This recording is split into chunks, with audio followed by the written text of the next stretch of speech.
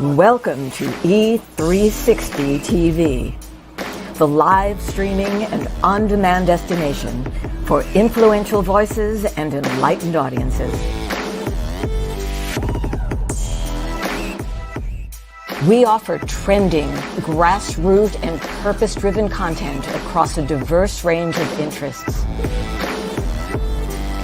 E360 TV is more than just watching programs. We offer the ability to interact with live shows connecting audiences to real, authentic influencers and storytellers while streaming to millions of devices.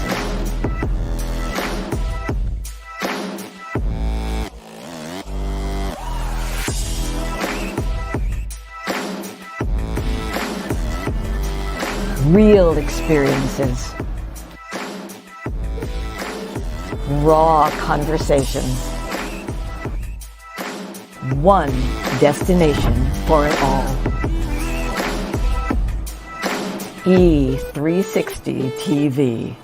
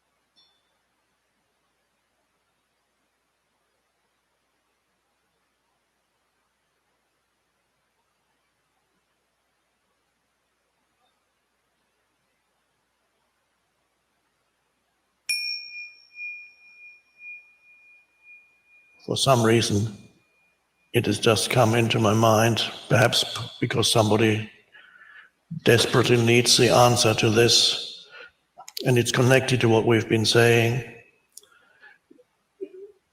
You are now, compared to years ago, you are now definitely more conscious than you were before. And it could be that in the past, when you were not conscious, You did things that you now recognize as not right, or you inflicted suffering on another being or other beings, and you can now see it. At the time, you didn't know what you were doing because you are not conscious enough to act differently. Now, the fact that a person feels guilty means he or she can see something now that he or she could not see then. If you were still in the same consciousness, then you wouldn't be able to see that that was wrong and say, you did the right thing by whatever, killing that person. I did the right thing. But now you see, you have awakened, and then you can see a lot of your past as dysfunctional, unconscious action, inflicting suffering on yourself and others. Virtually every unconscious human inflicts suffering both on themselves without knowing it and others. They create their own misery and they make others miserable. That's what unconscious humans do. And some to a greater degree than others. So guilt can come up as you awaken and suddenly see how unconscious you were. That can bring up guilt and say, because the guilt says, I did that. The guilt uses the word I. But what does that mean? What does it mean when you say I? What is that I? Who is I? Is I the conditioning of your mental emotional conditioning? Or does I have a deeper meaning? Who is I? When you think that your mental emotional conditioning is I, then you are deluded. Your mental conditioning is not I, it is the mental emotional conditioning in you. It is a false identity. There is no real I there. The only true I is the I am. It is the essence of who you are is consciousness. That is the I. I am that I am. That's even how God describes himself when this is probably one of the most profoundest lines in the Bible. Somebody asked God, who are you? Or what's your name? I am that I am. Because your deepest I am is the I am of the universe. It's not personal. Your deepest identity is the identity of God and of the universe. This is the I. That's the only true I.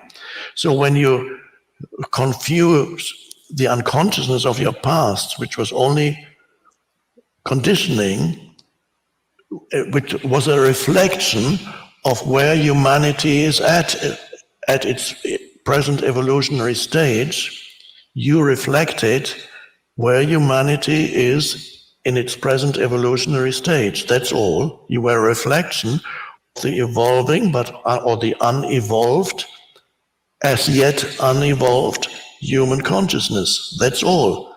There is no I in there. It's not that I did that. The unconsciousness, human unconsciousness did that. If you construct an I out of human unconsciousness that you represented, that is an ego attempt to manufacture another mind-made identity for yourself, because the ego loves to have a conceptual identity. The ego is conceptual identity in the head. That's me. And the ego doesn't mind even if it's a very unhappy conceptual identity. It prefers that to having no conceptual identity because that's its end. So the ego will cling to the guilt and associate unconscious action in the past with identity, my identity. And that's how the ego can survive for years, and it can torture you for years saying, I did that. Okay. You know what? Thank you guys for calling me and letting me know about the sound issue. I didn't even see a cord had come apart or loose. Now it's back. So, hi. How are y'all? See, I told y'all you should have took those lip reading courses back in the early 2000s. So anyway, listen. Well, I don't know. We're just going to keep going. It's all about forgiveness today. And I guess I told you, I guess you didn't hear any of that. Oh, boy. So anyway, I have always been the kind of person that was okay with being the only one who hears what I say, if you know what I mean. And so I really gave you the experience of back in the day when I'm going to put this here for a second, where I, had learned how to forgive because I didn't really give a crap about it. I felt like, you know what, I'm going to keep it moving. I'm never going to have a place in this world where I belong, where I'm going to stay in one spot any longer than I need to. So screw them.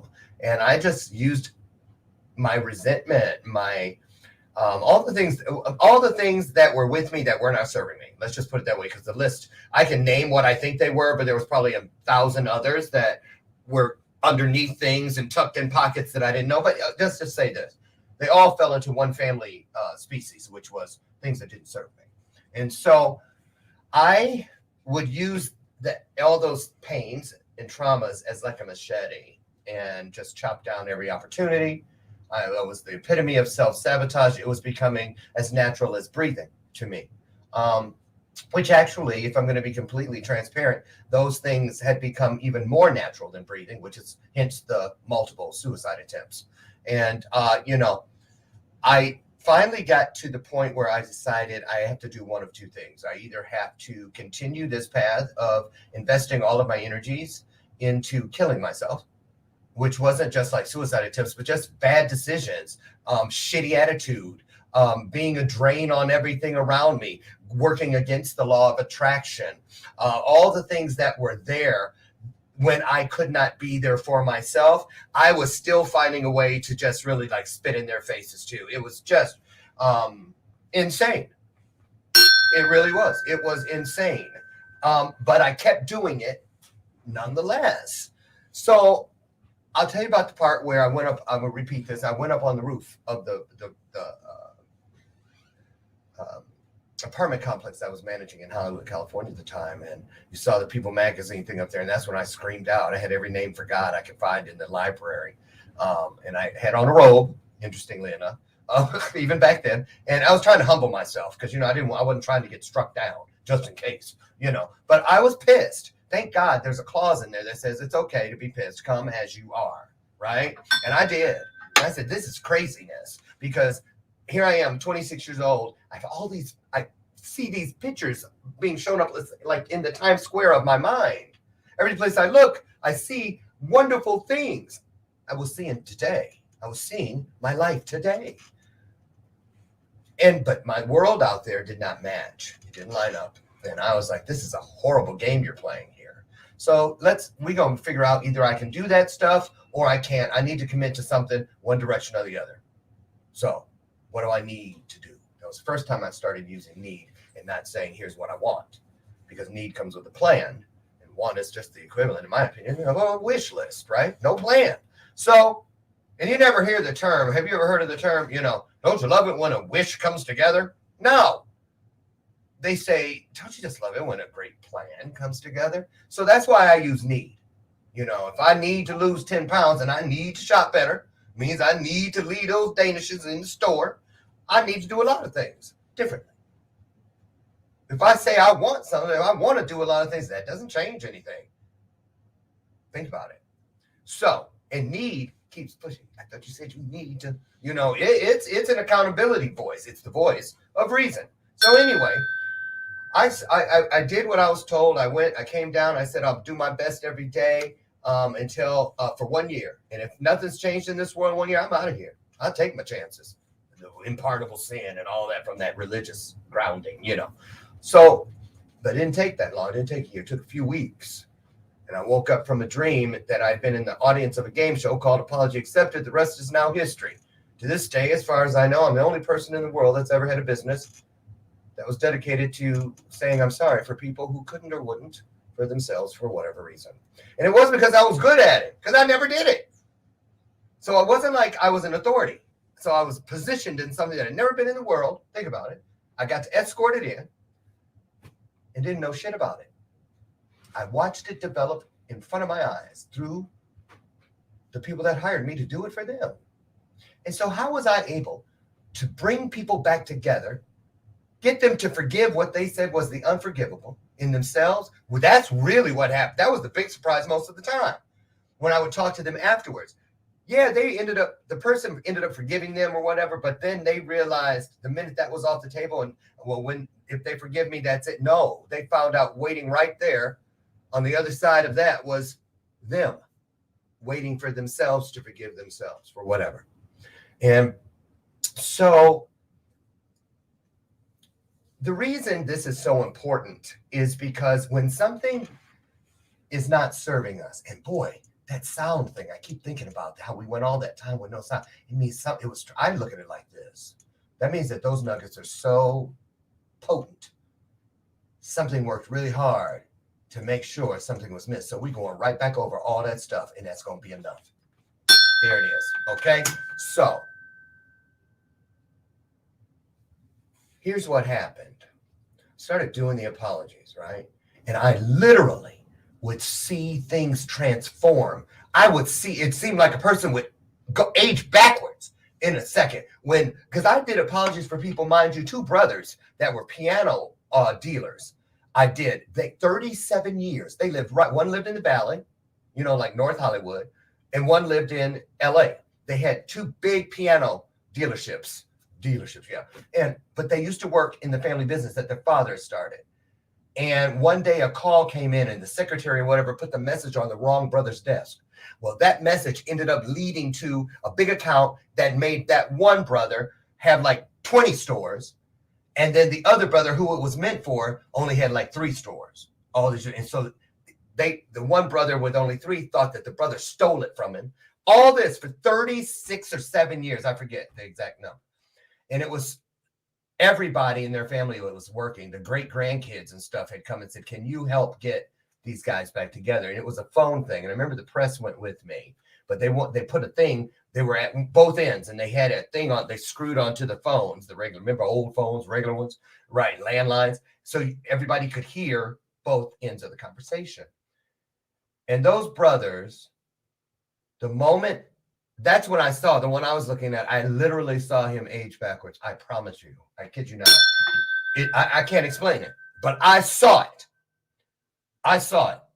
And so I know that there's power in forgiveness. So another thing where I'm at now today, here I am. This will be my 60th year if I make it to July 4th. 60 years. And I'm just getting to the point where I'm realizing about my bodyguard. And what I mean by that is I believe that my soul is also my bodyguard. Now, why? Because my heart, all the things that I have control over, for instance, my conscience, things that nag you, and you wrong, Lauren. They came and apologized and stuff, and you never said shit about your part in the tango, like they were out there dancing and nobody saw you dancing with them. And I just could not find how to do it. And I didn't realize how, here it is, in a nutshell.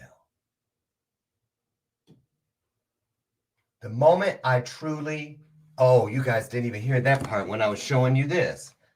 This is how I used to forgive people. I didn't forgive them, like whitewash it. This should have been empty. I wouldn't have had any cards, right? Because nothing existed. Didn't happen. I'd write it down. I'd put all the details at 4:00, 12 years ago, this bitch had the nerve. Right. That's the kind of stuff I would do. And then anything, no matter what had happened, I'd be looking for anything that kind of even sniffed and smelled like their old behavior or probably my behavior. And as soon as it didn't even have to have anything to do with you, I'd go in there and find you. So here we go again, right? I'd use it against you. Remember that time? Right. No matter what. And it was just horrible. I didn't realize it was just nasty. I'm so grateful that is not me today. And here's why. Because suddenly I was in a world where I looked around. I felt like I was in a foreign country in my own journey. And I was, because everything in there with me were things that were not serving me. And what it took, the reason it had to be now or never was because I was at that point where I had run out of free spins. It was going to take me out completely, because here's what happens. The longer we leave things unattended, unfinished, incomplete, partially done, that's lukewarm. That's the middle of the road. That's one foot on both sides of the fence, pissing down the middle. Take your pick of the axiom. It's the Bible, Farmer's Almanac, hieroglyphics. There's always in every culture some story that says, don't do shit halfway. And so when we don't get rid of things that are no longer serving us, and we know that it's gone on so many times, nothing good has come from it in years, then we have to get rid of it forever. Because if you don't, the longer you leave something in your world, in your universe that is not serving you, you will run a high risk in all cases of being the one ending up serving it. Think about it. I was never addicted to drugs in 14 years. That was a download I got just about a year ago. You've heard me say it, maybe not, but it happened. And I said, what do you mean I wasn't addicted? You weren't. Lauren, you were addicted to the abuse of the gift of invitation. Because did nobody lie to you? The drugs didn't promise you a rose garden and then showed up with a shit garden. They told you had all the examples around you of what their promise was, and they come through on it every damn time. And they're going to keep doing it till you end up in jail forever or dead. Again, I was the kind of person always had to end up with no choices. Now or never. So I was done with that. So I learned that, to stay ahead of it, I must be willing every day to die to anything I find in my journey. I have to do an inventory of some sort somewhere inside my world each and every day to make sure I'm not leaving something running around in here that is like a zombie. It's not serving me. And I don't realize it, but I'm getting closer and closer to being its servant. And so that is when, now it's important about the soul, allowing the soul, giving the soul permission to make our greatest, toughest decisions. Letting it take that thing that you have blessed and said, you did it here. Thank you. You helped me become the me I need to be to fulfill my contract, my purpose in this world. But you have to go now. And so I can only, we can forgive with our heart and our humanness and our empathies and our gifts and the things we can see that others just can. And we don't understand, why do I care so much? That's how you wired. Be grateful. That's your soul's DNA. Because there should be something right there that takes us out of it being about us, Marsha, as quickly as possible in any dire situation. If you want to get out of the water and you see the sharks coming, don't worry about yourself. Look for someone else to save. And in the process, you end up saving yourself. And so I let my soul now, that's how I got out from being a closet smoker, all those years until just 4 or 5 months ago. I let my soul do it. Come on in here. I brought in the heavyweight and gave it permission to walk those cigarettes and whatever you're not serving me anymore. And they did. They helped me. Because I wanted to be fearless. How can I fear dying of lung cancer like my mom did less? Well, quit smoking, dodo. So my spirit, my soul had to come up and just say, listen, nothing personal, but you got to go. Go help someone else find the best version of themselves. But your services here are no longer required. They're not needed. Don't just say wanted. They know they can see right through that. It ain't about what you want. You don't know what you want. That's what they'll say, those negative things. So the soul, I think that we get closer to it and closer to the understanding of the power of it as we get older, because it is what goes on. Right now, look at how many of us are here. There's men, there's women, there's black, there's white, there's 20-year-old, 30-year-old, 50, whatever the case may be. So there's Republican, there's somebody else in the southern states, there's someone in the Midwest, all these boxes that we live in that define who we are. If you remove all those symbols, if you will, black man, 5'6", 180 pounds, 6 years, and then now you just see the muscle and stuff there, and you go, okay, had more body fat than that body over there. You take all that up. Oh, look at the bones. Oh, that was a man, count the ribs. That was a woman. And you take the bones away. What's left? There's still that thing that was inside of it all, the essence, the spirit, the soul. But it's not there. It's not inside of any of that. Because things like the truth, things that serve us, think about it, love, truth, all the principles, all those things they're not able to be contained inside of a pint, quart, or gallon. You can't say, draw me a picture of your soul.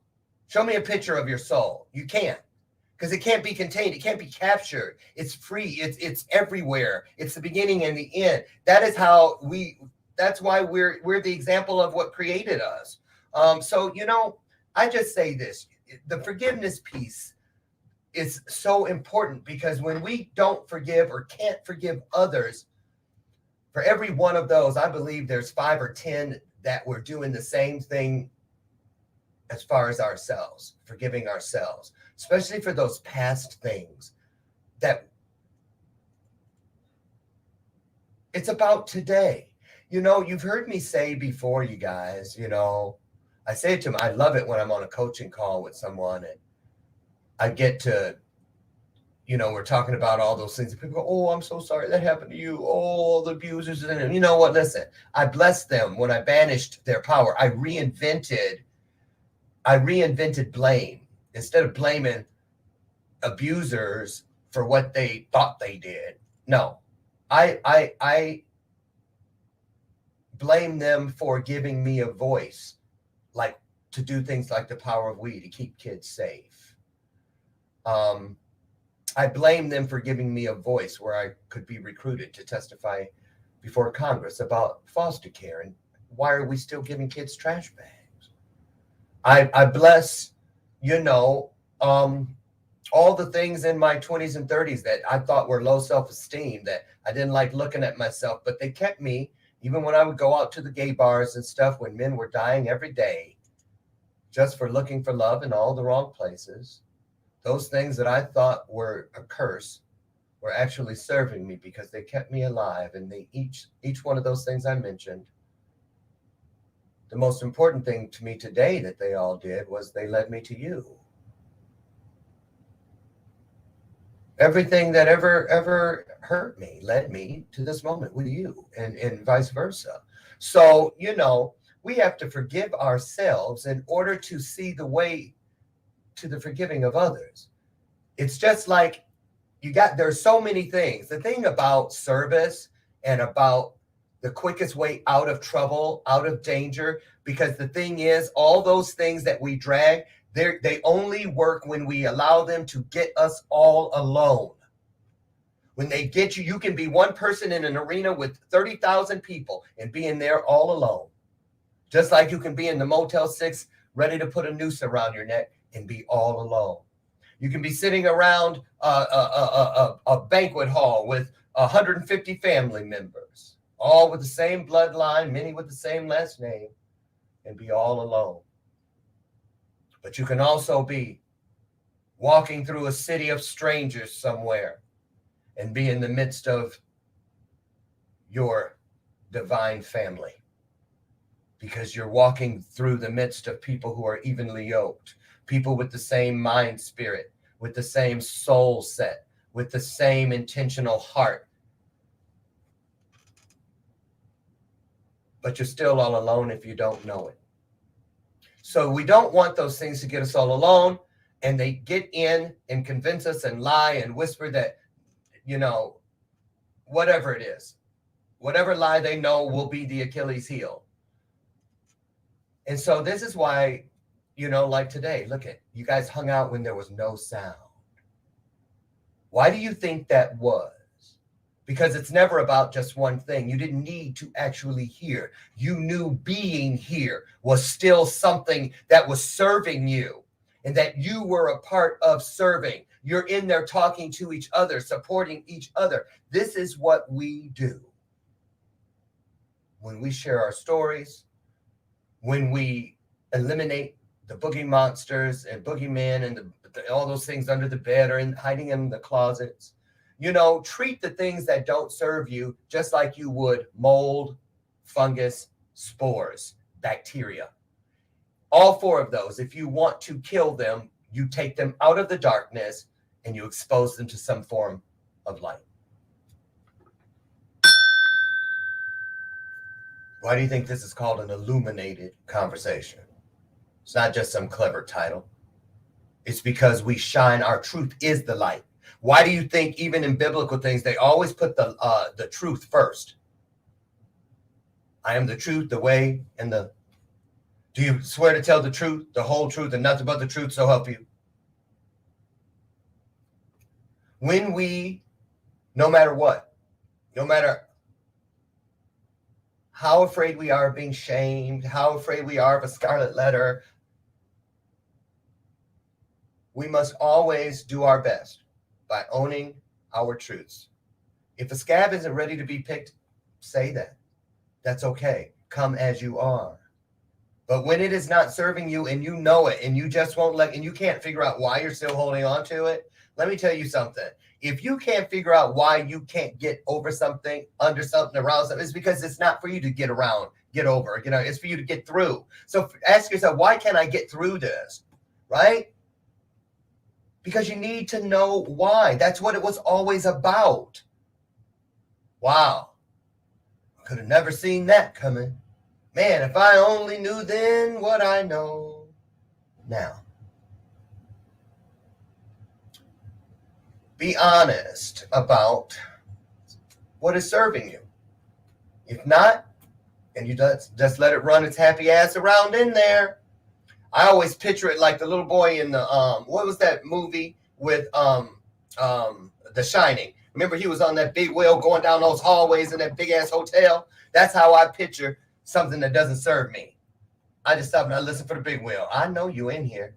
I am not chasing you. I'm gonna wait right here because you in here itching to trip me up. So I'm gonna stay here, act like I don't even hear you, see you coming, and wait for it to come.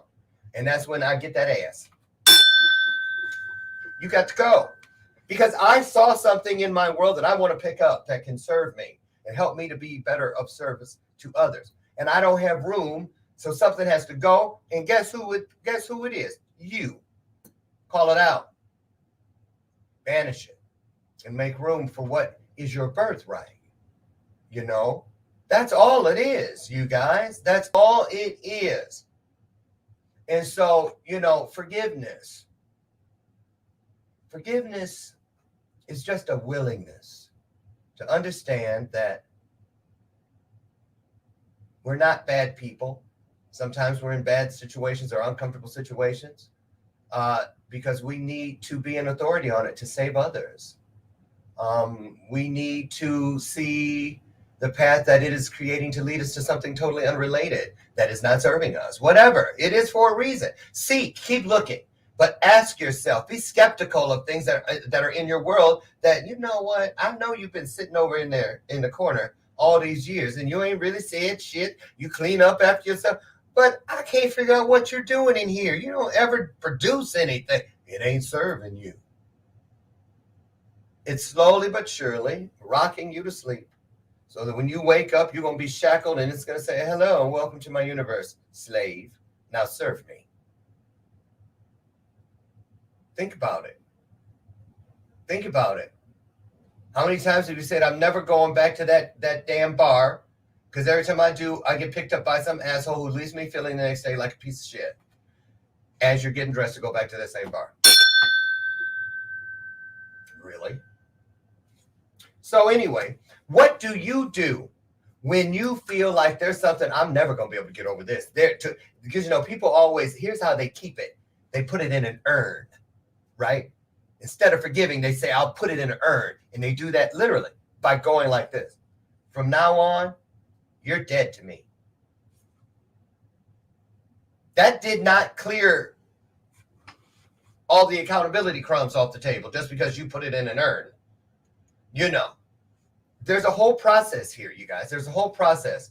And so I wonder, can anyone admit that, you've struggled with letting go of something. You know what I mean? Has anyone ever done something to you and you said, I just can't, I can never forgive that. Never. Because I'm going to say this to you. Be careful. Because when you say that in my world, I think like this. Yeah, now that would end up knowing my luck. If I won't believe in luck, which I don't, but if I were, I'd say knowing my luck. Knowing the odds. That could be the very door that everything I need to fulfill my soul's purpose. That could be the very door where it all waits right beyond it. Now, is this decision to do it this way worth taking that chance? Because I'm 60 almost. What if I live all the way to 90 or 100? And I got someone little, it's like wearing the same pair of shoes with the pebble in it for 30 years when damn, why don't I just sit down, untie these bitches, and take that, I can't get, but you're going to keep walking with the pebble right there on the heel. Right there on the heel. Or if it's a splinter in your finger, and every time you're trying to do something productive, you bump it, and you're like, man, are you not going to try to squeeze or break the skin to get that thing that's irritating you out? Find a way to treat. First, we need to find ways to identify those things which are no longer serving us. Because the reason they're still here is because we're lazy. We're just lazy. We don't understand that it's up to us to do our own housekeeping. You know what I'm saying? Don't wait until the day comes when you like, there it is, and you get ready to step into your purpose and it's time to leave. Wait, I just got it. Well, and then they say, well, it's like this. I know that one day when I move out of this house, okay, stay with me. When I move out of this house, I want to get my deposit back because I'm renting it. Because I'm going to move into another one when I leave this world. But when they do the walkthrough to see how much of my deposit get back, I don't want them lifting up the toilet stool and seeing pee and stuff all around the rim. I don't want the refrigerator, shelves to be all gummy and gooey. And the oven got, 16 years worth of crud at the bottom. Turn it on 350 and smoke out the whole house. That kind of shit. I don't. And that's why cigarettes had to go. That's why things that aren't serving you, I don't care what they are, from the rooter to the tutor, if it is not serving you and has proven that consistently, time's up. You've got to go. Think about that, you guys. Think about that. I see we caught up. Whatever it was trying with that sound thing, isn't it something? That's how I look at it. I tell my clients and stuff when we're on sessions and stuff, just in case the internet goes out, even my guests, I'll tell them if the internet goes out, because I know it's always trying to with us, right? I said, keep talking. It's your moment. Do what you were ordained to do. I'll be back when it's time. So, I know my clients, some of you are watching, we'll be on a call, internet, something goes out, they're having issues. Last word out of either mouth, I write it down. If it was my thought, I write down what the thought, where it was headed. Because I know. I one of my weakest things was I was shiny object syndrome. Any little distraction. I got ADHD. I got OCD. All the things they tell me. Can't sit his ass down. He hyper. That's what they used to be talking about back in the day when I was being moved around those 20 homes, when they used to say, first thing they'd say when I get to home, he's special needs. Well, what kid ain't? All kids are special. All humans are special. And we all have needs. Who came up with that shit? Special needs. And then made it sound like it's a bad thing. See what I'm saying, y'all? That's what I'm talking about. I forgive them. And I forgive myself for not knowing better. Because if I'd have only listened to not that commentator, not that dictator, but that part of me which is connected to the creator. We are co-creators of our story with us and something else, whatever you want to call it, however you need to see it, just know that and engage everything that is at your disposal. We got a couple minutes. I want to show you guys something. I want to talk the rest of the time here, a couple minutes, about the Power of We Symposium. Things are moving along. It will be here before we know it. April 28th. Please get your tickets. Please get your tickets. And if you have a business or you know someone with a business, we have 2 ballrooms in that mansion. The lower ballroom has room for 40 vendor spaces. We have the tables, the waste cans. You can have power. Bring your banners. Bring your monitors and have set up. Get a vendor space. And every time you get a vendor space, that helps us bring 2 more kids to the Power of We Symposium. We bust them in luxury coaches. Excuse me. They have a catered lunch. They walk the red carpet. They take pictures with the paparazzi and all this stuff. And they sit knee to knee, heart to heart, soul to soul, spirit to spirit with all of us. And we just remind them that, we were once you. And so the Power of We Symposium, here's our latest promo that I wanted to share with you guys first. Here we go. The Power of We was a way of inclusion, a way of inviting anyone who needed or wanted a place to belong.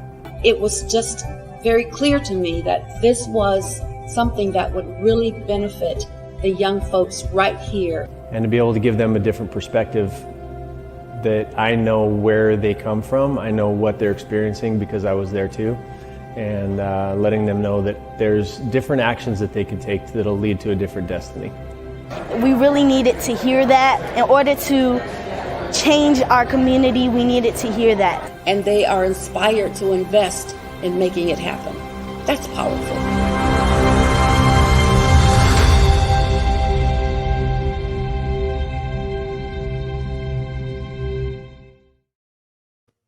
I got chills at the end.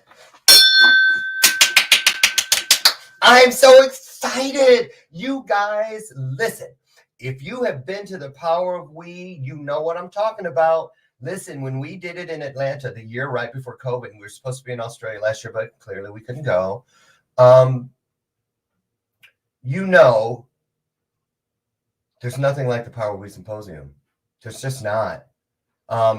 Pay close attention to all of my pages over the next few weeks. Nothing but testimonials. The things you see with the pictures from people, these are testimonials that we asked them to tell us, what did it mean to you? They've actually experienced it.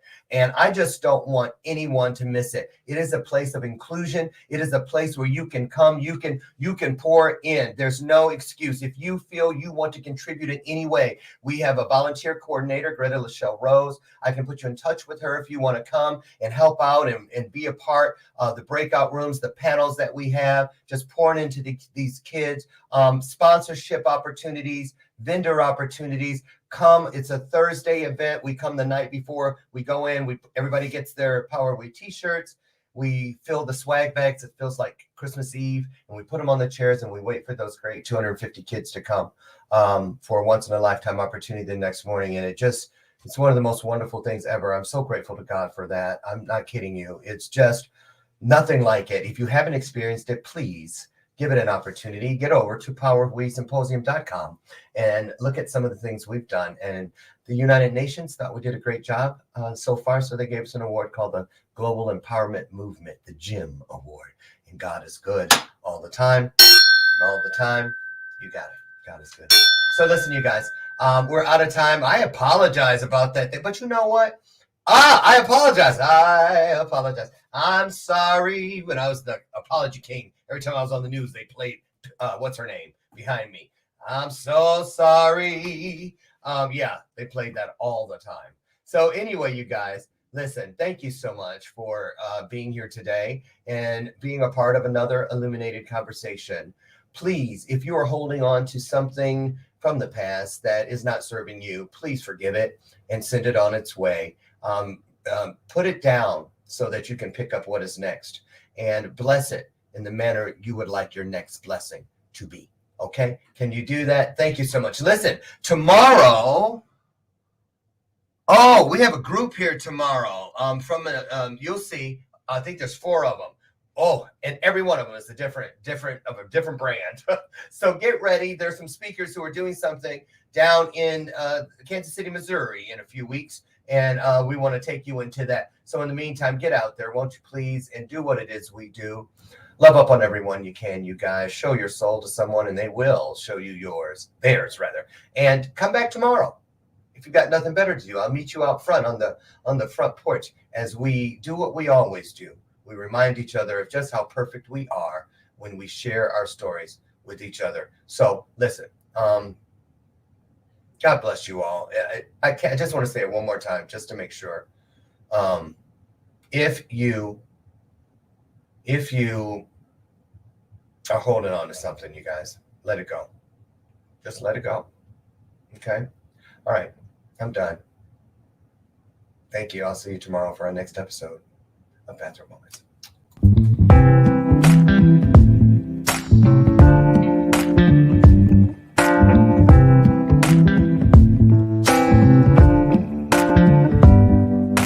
Show me your soul. Baby, I'll show you mine. Show me your soul. Honey, it's way past time. How expensive do I have to be? Need I spell it out before you get it, baby? Show me your soul. And honey, I'll show you mine.